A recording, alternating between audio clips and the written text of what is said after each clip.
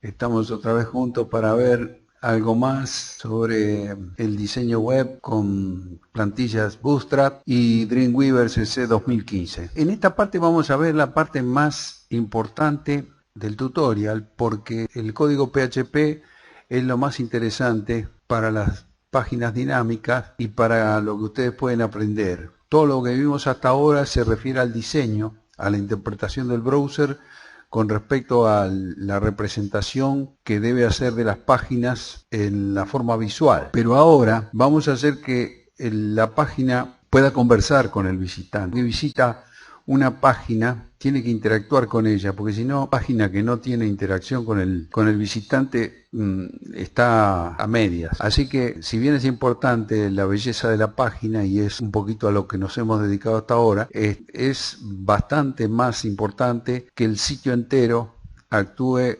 respondiendo a todo lo que realiza como acciones el visitante. Y para las acciones de la página dinámica, lo más importante que tienen los sitios son el registro de usuarios y el logueo de los usuarios para poder entrar en el sitio junto con la administración que ustedes, como dueños de los sitios, tienen que hacer. Esto requiere el manejo desde la página de las bases de datos y principalmente en la parte de registros y logueo, como está en juego la parte de seguridad, es súper importante lo que vamos a ver. Para ello tenemos que hacer entrar como actores a todo lo que estamos viendo, al One Server en toda su plenitud y a un administrador de base de datos, que en este caso es el Navicat. Siempre comenzamos recomendando que no se olviden de haber encendido OneServer. Yo lo tengo acá bien accesible y acá me aparece en verdecito, ya lo tengo prendido, entonces todo lo que haga con páginas PHP va a responder como corresponde porque está activo el servidor local de páginas PHP. Las bases imprescindiblemente necesitan de haber arrancado el OneServer, si no cuando yo vaya a crear alguna base de datos me va a decir que no está en funcionamiento ningún servidor. Bueno, abrimos el administrador de las bases de datos. El administrador más común de las bases de datos no es el Navicat. El administrador más común de las bases de datos es el PHP-MyAdmin. El puerto para mí tiene que agregarse el 2.8080 que ustedes no tienen necesidad de hacer. El PHP-MyAdmin es un programa que viene ya con el OneServer y que permite realizar sobre las bases de datos la creación de bases, la creación de conexiones con el servidor local y con el servidor remoto, la creación de tablas dentro de la base y una serie de funciones que se pueden realizar cuando se van a ir creando las tablas. E inclusive el PHP-MyAdmin es mucho más conocido que el Navicat. El Navicat es una forma más amigable de manejar todo lo que maneja este mismo administrador, pero el más conocido tal vez, el más antiguo y el que tiene más historia es el PHP-MyAdmin. En realidad, todo lo que hace servidor Apache y MySQL está resumido siempre primeramente para este administrador que viene adosado al servidor Apache y a OneServer. Pero nosotros, para seguir una forma más amigable, vamos a ir al Navicat. Acá tenemos el Navicat. El Navicat es un administrador también de las bases, mucho más amigable. Acá tenemos ciertas conexiones con servidores, algunos son remotos y otro es local. El más importante es el localhost, porque ustedes tienen las bases iniciales que necesitan para cada sitio, porque necesariamente cuando ustedes diseñan algún sitio y van a poner en funcionamiento bases de datos, necesariamente la hacen primero en local y después en el servidor remoto. Exportan las bases locales y las hacen funcionar en el servidor remoto. Casi siempre la secuencia que tienen que seguir es esa. Y las pruebas seguro las hacen en localhost. Si el localhost todavía no está seteado, digamos, no lo quiero borrar porque tengo varias bases en localhost, pero es muy sencillo. Ustedes hacen una nueva conexión, MySQL, ya por defecto viene toda la configuración del localhost, acá le ponen localhost, por ejemplo, para titularla de alguna manera, y nosotros le hemos puesto el usuario root y la clave ninguna porque estamos trabajando en local y no necesitamos ningún tipo de seguridad. Después esto va a ser cambiado. Después esto va a ser cambiado para poder realizar las entradas a las bases en el servidor remoto, porque no se puede dejar en forma tan sencilla. Este es el usuario más conocido y por supuesto no tener clave es más o menos como darle la llave al ladrón. Entonces esto solamente lo podemos configurar de esta manera en local, y le daríamos OK. A mí no me va a dar bolilla porque ya está creado. De esa manera tendríamos la primera conexión con bases MySQL. Dentro del localhost después se abre, no aparecería nada más que las bases por defecto, que creo que es una o dos de esta, una de estas, no tendría ninguna. Acá están creadas muchas bases que las he creado yo después. La de FCA Comeño todavía no la creé a propósito para hacerla para ustedes. Vamos a crear la base de datos, una nueva base de datos localhost. En el servidor local vamos a crear una base de datos nueva. Decimos nueva base de datos. Por ejemplo, FCA-Comeño. La recomendación de poner todos caracteres minúsculas, sin separaciones y sin caracteres especiales, acentos y todo lo demás, acá es imprescindible, imprescindible. No inventen ningún nombre extraño, no usen caracteres especiales, no usen espacios, nada. El nombre de la base de datos debe ser, como lo ven ahí, muy simple. Lo único que puede separar para hacer algo, digamos, más legible es el guión bajo. Todos los demás caracteres normales. Vamos a elegir las más comunes de la base para el sistema español, que es la anteúltima, UTF-8, anteúltima de las que aparecen del set de caracteres, y de ese set de caracteres elegimos el español, el Spanish UTF-8, CI, y le damos OK. Y con eso está creada la base de datos que le hemos llamado FCA Comeño. Las bases de datos por defecto están cerradas, le damos doble clic y con eso la abrimos. Hay una serie de configuraciones, la base de datos, la que más nos interesa es esta que dice qué tablas va a tener esta base de datos. Nos paramos ahí y vamos a crear una nueva tabla. Una tabla tiene el armazón, el diseño de sus campos y después los datos de esos campos.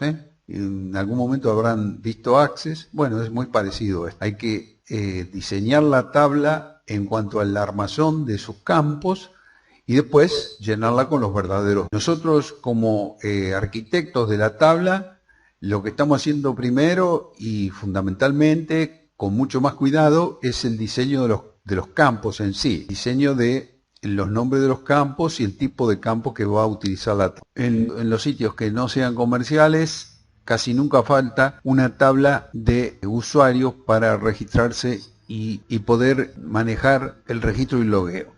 Así que hacemos una nueva tabla. Nosotros lo que vamos a hacer es el diseño de la tabla, así como administradores, y después desde el sitio se va a ir cargando la tabla.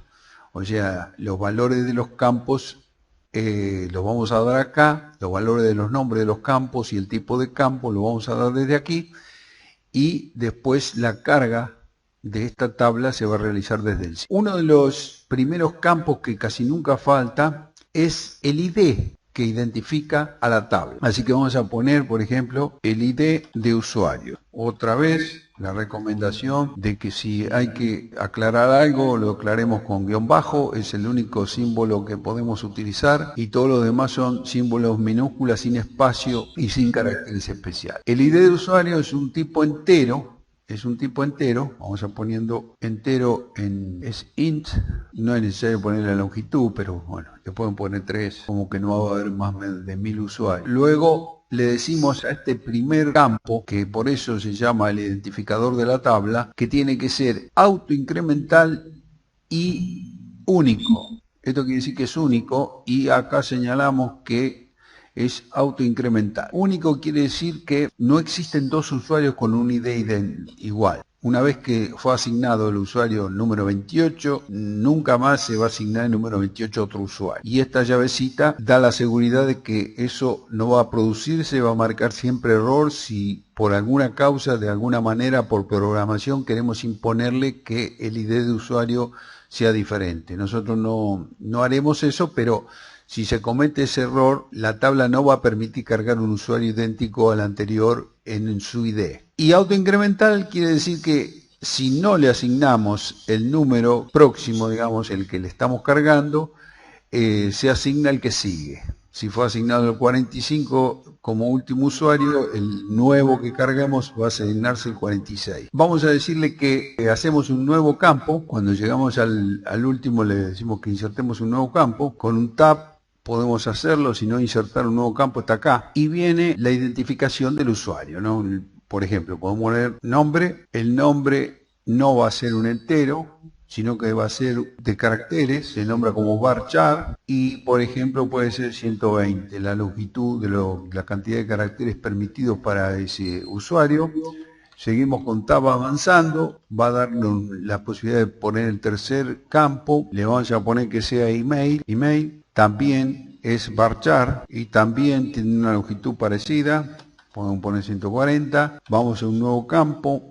Le vamos a poner la clave, la password o la clave. La password o la clave, que va a ser también varchar y que podemos poner algo de 120 también. Seguimos. Después vamos a hacerle un campo que se llama estado, porque va a haber usuarios que están en estado activo y va a haber usuarios que los queremos desactivar. Por momentos puede haber alguna razón que no queremos que estén activos ciertos usuarios porque se ha producido alguna condición que les impone estar desactivados. Bueno, el estado activo por defecto el estado activo va a ser 1.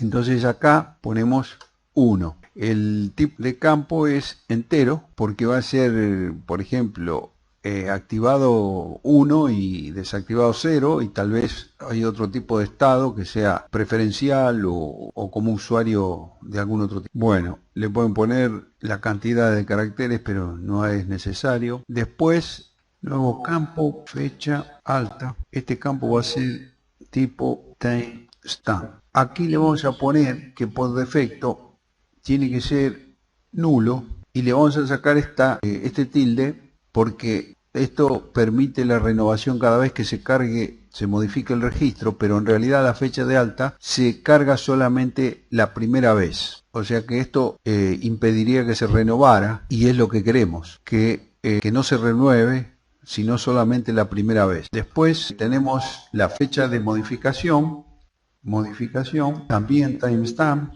En este caso lo vamos a dejar porque esta sí se tiene que renovar cada vez que se modifique el registro y acá tenemos que ponerle que por defecto tome el valor mayúscula current _.